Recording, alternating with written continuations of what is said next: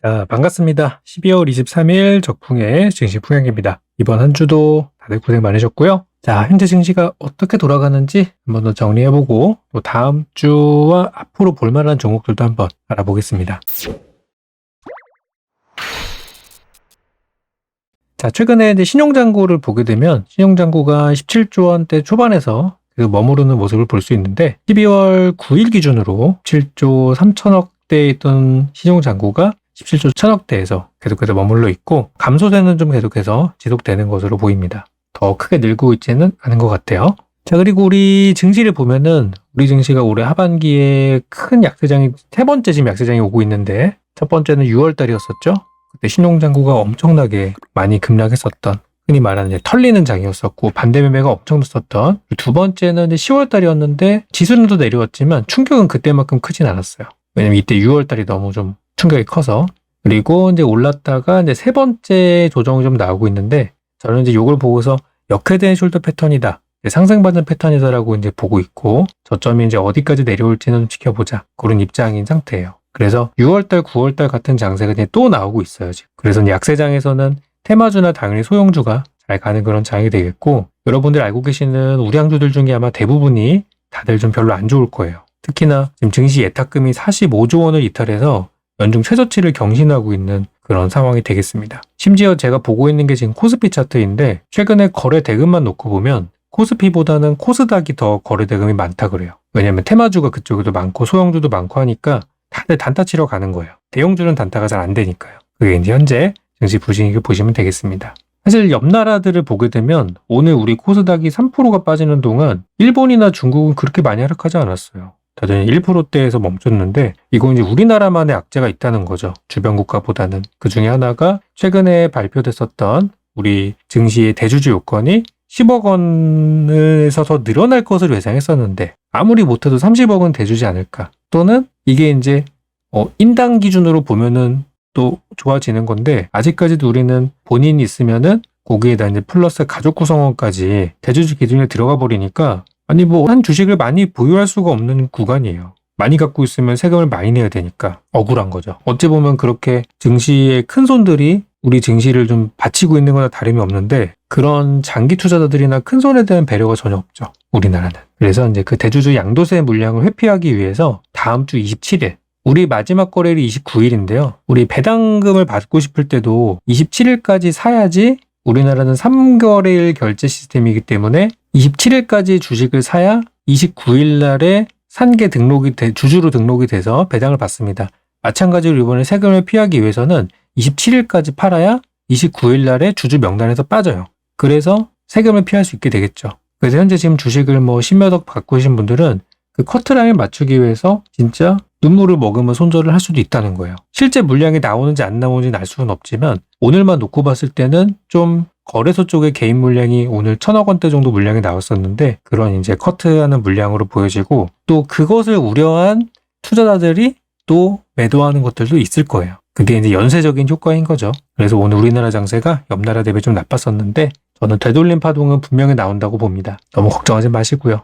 여러분이 좋은 종목을 싸게 샀었다면은 걱정하실 필요 없습니다. 약세장에는 어떤 걸 사야 되나 참 많은 분들이 궁금해하시고 저도 요즘 많이 다루는 그런 내용인데요.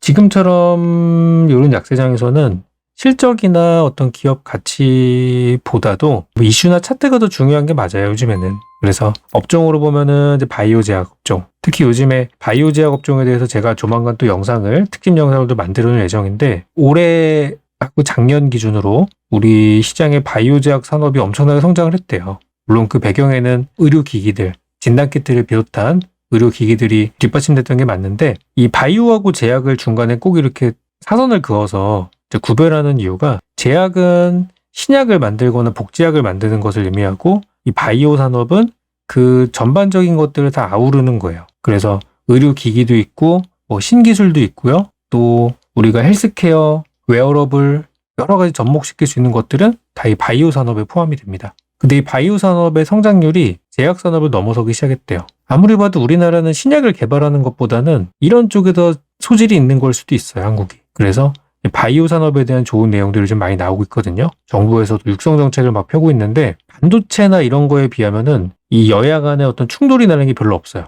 이게 요즘에는 우리 정부에서 뭔가 이렇게 육성 정책을 내놔도 여야 합의가 안 되면은 꼭 결과물들이 실망스러운 결과가 나오기 때문에 그런 것들도 봐야 돼요. 근데 바이오지약 쪽은 그런 게 별로 없더라고요, 다행히. 이런 것들이 최근에 중국의 확진자 증가, 또 우리나라도 다시 확진자가 늘고 있기 때문에 그런 영향을 받아서 시장과는 무관한 그런 시세들이 많이 나오고 있어서 저는 관심을 갖고 있고요. 지난 시간에 여러분께 제시해드렸던 솔본이라는 종목도 잘 갔잖아요. 이것도 뭐 바이오 제약이라서는 잘 갔을 거라고 생각해요. 그때 영상 올려드리고 나서 다음날 한번 올라가고 쉬었다가 이분들 수요일날 많이 올랐죠. 갔다 다시 내려온 건 아쉬운데 또 갈 겁니다. 그래서 솔본 지난 많이 잘했고, 그리고 이제 이번 주 굉장히 핫했던 거는 정치인 관련주들. 우리 증시가 별로 안 좋다 보니까 최근에 우리 한동훈 장관 관련주들이 엄청 강합니다. 저도 예전에 방송 추천드렸었던 노을 같은 종목들이 최근 들어가지고 엄청 핫하더라고요. 많이 올랐죠. 예전에 제가 방송에서 했을 때가 조금 떨어진 다음 드렸었어요.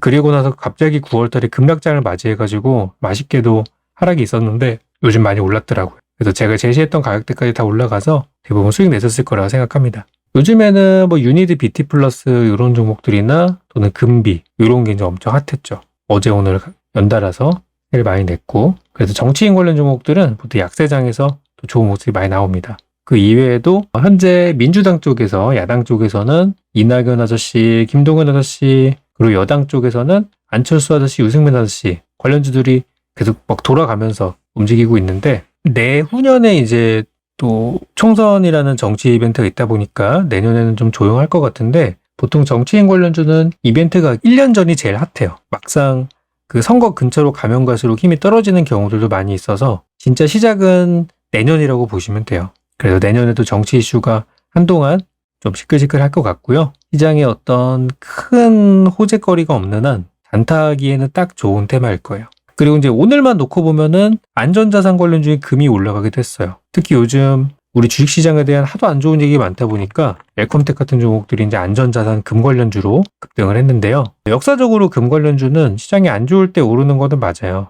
근데 오래 오르지 않기로도 유명합니다. 이때 보시면 2020년도 3월 달에 코로나 터지고 나서 엘컴텍이라는 종목이 1,600원대에서 급등을 했어요. 근데 바로 죽어버렸어요. 오래 가지 않았습니다. 이거는 뭐냐면 금이라는 것 자체가 좋다라기보다는 다른 위험자산들이 살 게 없으니까 간 거예요. 그러니까 마지막으로 간 거예요. 진짜 할 게 없다. 금 자체가 매력적이기보다는요. 그럼 금은 어떻게 저는 보고 있냐면, 과거에 이제 금이 시세가 많이 올랐을 때가 언제였었냐면은 중국 경기가 좋았을 때예요.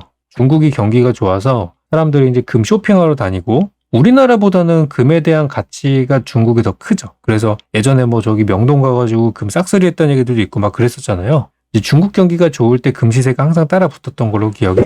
그래서 지금은 딱히 이제 그런 내용들은 없고, 요즘 중국이 또 시끌시끌 하잖아요, 코로나 때문에. 근데 이제 내년쯤에 또 중국 경기가 정상화되는 과정에서 또 금 관련된 종목들도 또 볼 수 있는 기운이 있을 것 같은데, 실제 금 시세랑 다르게 금 관련주는 오래 가진 않더라고요. 그래서 이거는 좀 단타로 봐야 되지 않나 라는 생각이에요.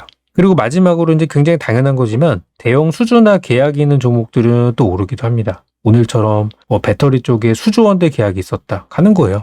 요즘 배터리주들 중에 그런 게 많이 있었죠. 여기 아르헨티나에 리튬 호수가 있는데 막 그러면서 그거 파내면은 엄청나다. 또 숫자가 좀 보여지는 것들. 근데 앞으로 좋아질 거야 이것보다는 수치가 보여지는 산업들이 잘 돼요. 최근에 네옴시티가 엄청 좋았던 것도, 네옴시티도 그냥 많고 많은 글로벌 이벤트 중에 하나였었는데 사우디 쪽에 돈이 많고 하니까 이게 프로젝트 규모가 막 그냥 우주로 가는 거예요. 그래서 엄청난 규모, 저 수천조 원 규모가 되니까 우리가 그중에 먹을 게 많겠지. 그러니까 숫자로 보여지는 거에 최근에 주가가 많이 움직이게 됩니다. 기대감이라는 것보다는 확실한 걸 사고 싶은 거예요, 요즘 투자자들은. 그래서 그런 종목들이 잘 가기 마련이에요. 그래서 오늘 제가 이제 보기로 한 종목들은 이런 것들 중에서 저는 두 번째 이슈인 요 정치 테마에 관련된 종목을 관심주로 가져오게 됐는데요. 아마 많이 보신 분이 계실 거예요. 오픈베이스라는 종목인데, 오픈베이스는 기본적으로 인공지능 관련된 종목입니다. 특히 요즘 일론 머스크가 오픈 AI라는 기업을 또 투자 들어가 있는 상태이죠. 머스크의 투자 기업인 오픈 AI에서 최근에 인공지능 챗봇 서비스를 하기 시작하면서 이 챗봇이 나중에 엄청나게 조단위 매출을 낼 것이다 라고 전망을 좀 하는 등 좀 기대감을 많이 불러일으킨 사건이 있었어요. 그리고 나서 안 그래도 지금 조만간 1월 달에 또 첫 번째 이벤트로 CES가 있을 예정인데, 미국 가전전시회죠. 저 가전전시회에 매년 단골로 나오는 재료가 인공지능이란 로봇이에요. 인공지능은 두뇌이고 로봇은 그 인공지능을 실현시켜주는 것이죠. 그래서 인공지능 로봇이 이제 매번 나오는데 올해도 좀 큰 이슈 중에 하나일 거라고 봐요. 그래서 이 오픈베이스라는 회사가 이 자회사 데이터 솔루션을 통해서 챗봇 서비스를 좀 하고 있다는 그런 재료가 있었고, 또 아까 말씀드린 정치인 관련 재료로서는 과거 이제 안철수 아저씨 테마로 움직였던 적이 있었어요. 그래서 내년에 국민의힘, 그 정치 이벤트 중에서는 국민의힘 이슈가 제일 빠르죠. 물론 뭐 이번 최근에 이재명 그 민주당 대표가 굉장히 구설수에 오르고 있어서 만약에 이게 사법 처리까지 가게 된다고 하면은 민주당 이슈가 더 빨리 올 수도 있는데, 일단 그것보다는 예정돼 있는 거로는 국민의힘의 이 전당대회가 내년 당장 초에 있을 예정이라서 당권에 이제 누가 될 것이냐. 저는 이제 여기다 추가 플러스 알파로 유승민 아저씨 관련주도 봐야 된다고 생각하거든요. 만약에 이제 그쪽까지 본다고 하면은 대신정보통신이나 3일기업공사 같은 것도 봐야 되겠죠. 아무튼 저는 이제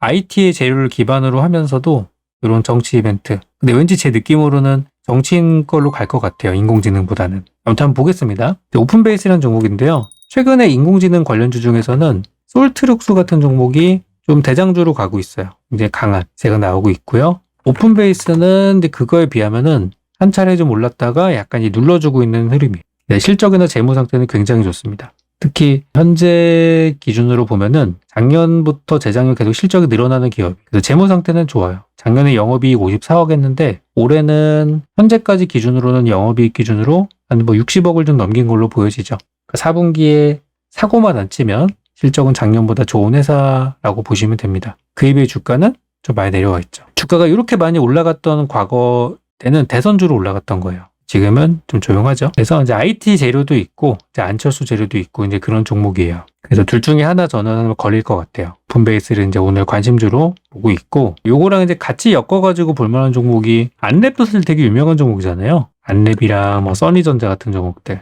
요즘 분위기가 바닥에서 좀 심상치 않은 모습이고, 유승민 아저씨로 간다고 하면은 3일기업공사나 그리고 좀 최근에 안철수주가 가면서 좀 하락한 감이 있어요. 그렇지만 이 회사들도 저는 괜찮다고 봐요.